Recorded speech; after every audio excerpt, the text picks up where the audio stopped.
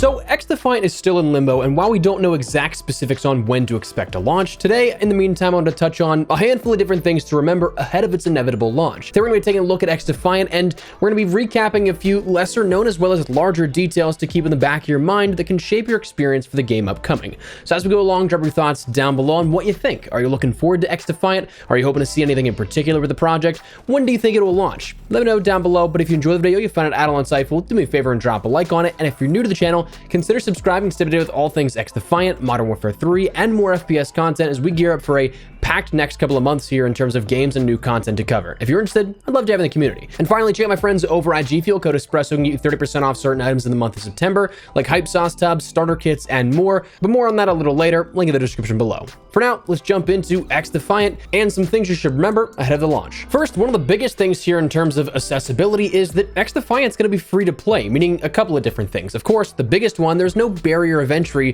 for accessing the game. When it's out, just download it and install. From there, you can jump in and experience everything the game has on offer, and if you download it later on in the life, there may be other seasons to jump into with additional content on top of the launch content already available.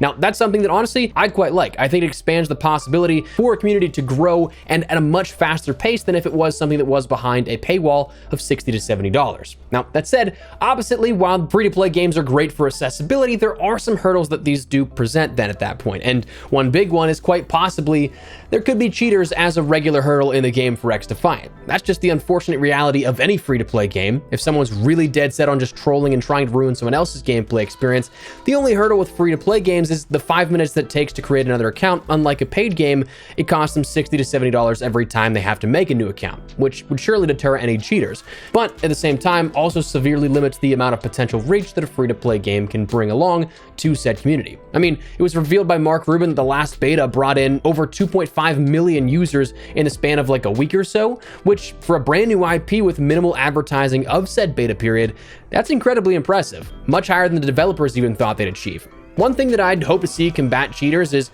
permaban and hardware ID bans. I mean, personally, screw a $60 to $70 hurdle to get back into the game to continue to cheat. Let's rack up at least a few hundred for new PC components if you want to try and circumnavigate repeated permabans. It's been detailed the game will be using BattlEye, but details beyond that are not likely to go and be given to the public. Any insight into what an anti-cheat looks for, what the tech consists of, that just tips off any cheat makers for ways to get around it. So while it may be frustrating to hear as a player, it's not something that I'd expect a lot of transparency on in that regard, though transparency is something that Ubisoft in other areas is pretty good at as of lately with this, and we'll touch on that a little later. One thing to also note that is maybe a potential hurdle here for those that are maybe not necessarily in favor of free-to-play is that there will be, to a degree, a reliance on microtransactions. We'll come back to it here in a little bit in regards to a ton of stuff that will be available for players to unlock in regards to grindable content, but it's already been detailed in a relatively transparent fashion that's kind of the nature of having the game be free-to-play, a semi-reliance on microtransactions.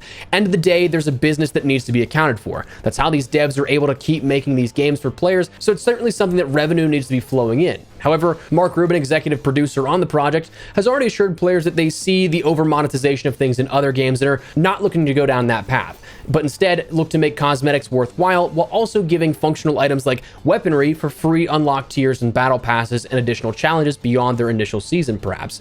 Basically, they recognize that fine line in operating as a business while also not trying to jade their community with a microtransaction simulator or something that just has you swipe your card every 5 seconds. Now, the game itself is going to be available on PC, PlayStation 5, Xbox Series X and S, and will be cross-platform as well as have input-based matchmaking for launch. So cross-platform meaning that if you want to play on PC, you can still play with your friends on PS5 and Xbox Series X or S, any number of those combinations here, but you're going to be matched up with players of your same input. So for me, I play a decent number of FPS titles with controller on PC, though I still will jump back to mouse and keyboard every so often just for the fun of it. But let's just say for theory's sake, I'm playing on PC with controller.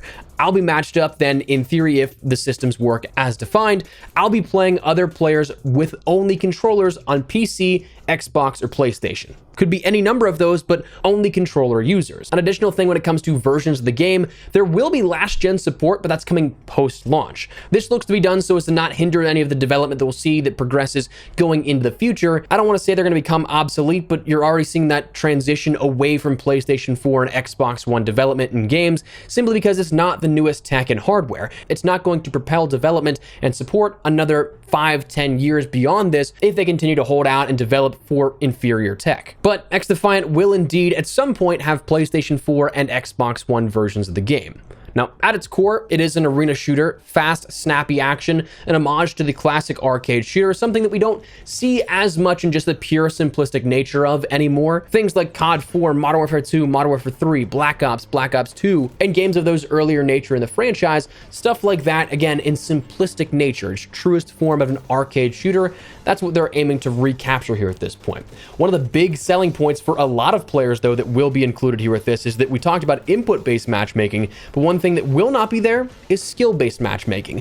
Ping will be king outside of ranked lobbies for all casual modes here at this. And that's not to say that there isn't any sort of skill-based matchmaking, but instead it's not going to be like you see in recent COD games. Instead, it's going to just act as team balancing, akin to how classic COD games would. Games would populate their 12 players for 6v6 based off of ping, then based upon hidden skill indicators, usually like score per minute and other statistical factors, that would then balance out among those 12 players with the best connection in that to balance out teams so you don't have a blowout every single game. Of course, that's almost impossible to balance sometimes if you ran a 4 to 6 man party because those players are all locked together. But that was just the byproduct of gaming as a group. Those skill factors will be taken into account to create a lobby, though, of players outside of a ranked mode. So definitely something nice here for a lot of players in especially recent years where it's just been retention-based matchmaking above all things. Now, as for content, there's a lot up front with launch, a lot of which you may have experienced if you played the beta, some maybe not so much.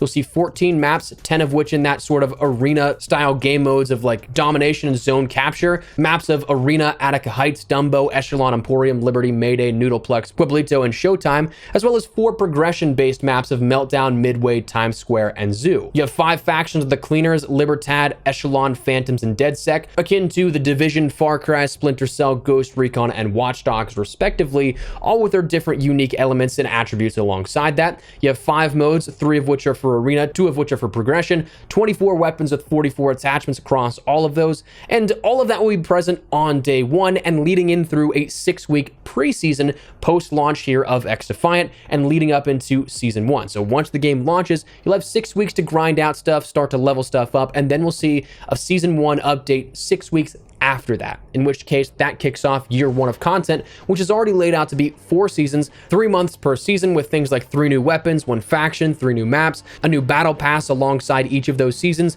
So you see stuff dispersed honestly pretty evenly here. 3 new maps, 3 months a season, 4 seasons total. So basically 1 map per month for the entire year, along with other stuff.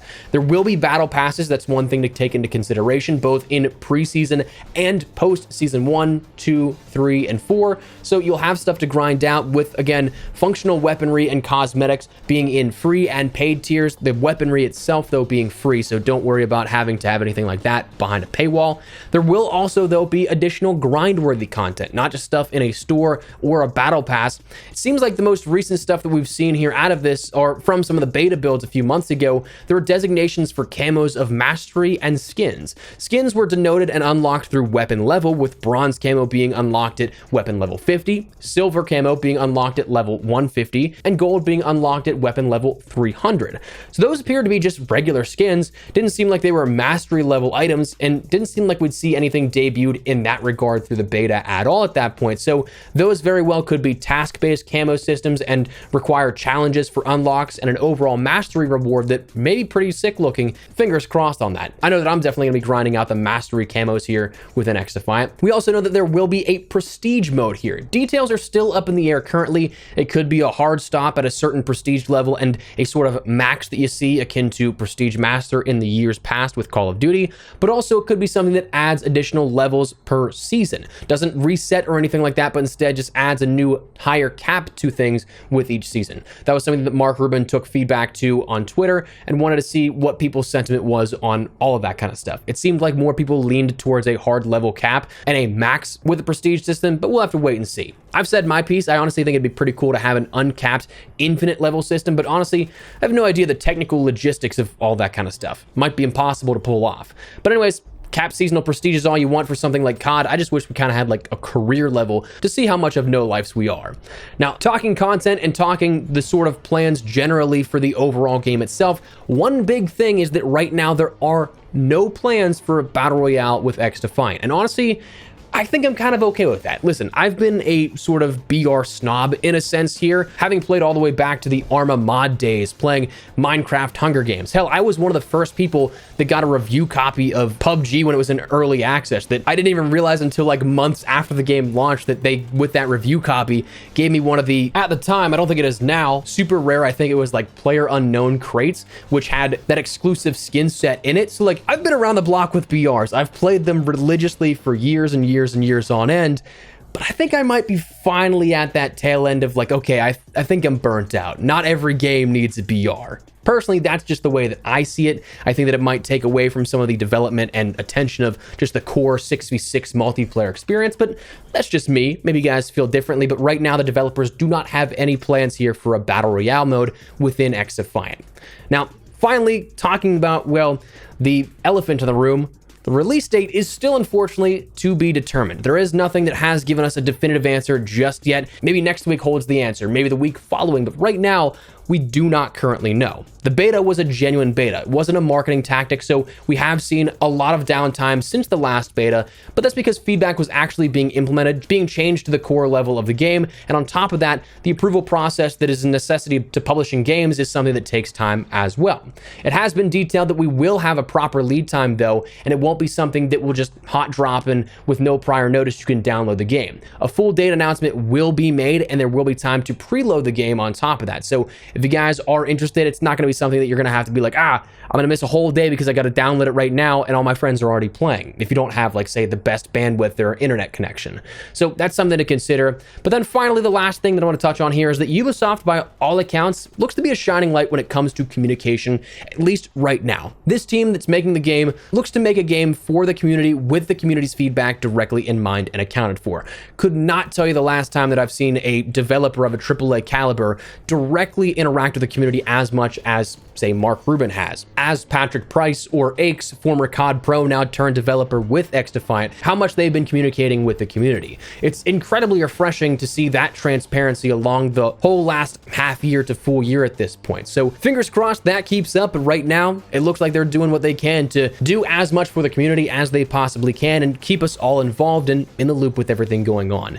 But that said, that is a handful of things you need to consider and remember going into the launch here of XDefiant, whenever that may be. But for now, that's what we're going to call it. Just want to recap some big and small things that you may have forgot about, but that's what we're going to call it. So let me know your thoughts down below. Before we wrap everything up, make sure to check out my friends over at G Fuel. Code Espresso gets you 30% off certain items in the month of September, like hype sauce tubs, hibiscus tea tubs, and starter kits. So if you guys want to grab a restock or try something out for the very first time, now is as best the time to do so. Code Espresso getting you upwards of 30% off. Link it down there in the description below if you guys are at all interested. But again, that's what we're going to call it. Let me know your thoughts down below. What do you guys think here of this? Are you looking forward to XDefiant? Are you hoping to see anything in particular? When do you think it will launch? Whatever the case, drop your thoughts down below. But if you enjoyed the video, you found it at all insightful, do me a favor and drop a like on it. And if you're new to the channel, consider subscribing to stay there with all things XDefiant, Modern Warfare 3, and a ton of other FPS stuff here upcoming. I'd love to have you in the community. But for now, thanks so much for watching. My name is Espresso. I'll see you later. Take care and peace.